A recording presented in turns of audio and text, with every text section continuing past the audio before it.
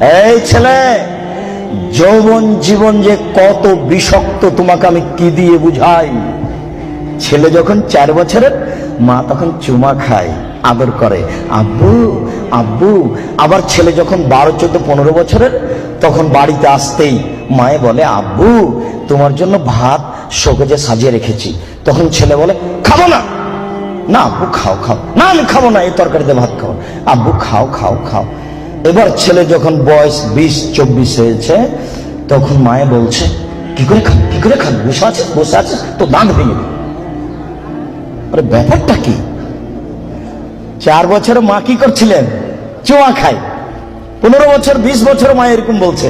এবার 20, 24 যখন হয়ে গেছে, তখন মার কেন জানি সহ্য করে না। মাও বলছে ছেলেকে ইনকাম করা লাগবে।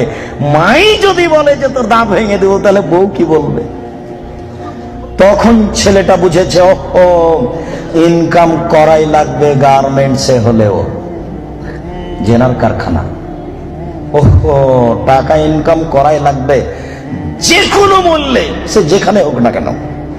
ছেলে এবার ভেবেছে টাকা ইনকাম করাই লাগবে, এর নাম যৌবন জীবন।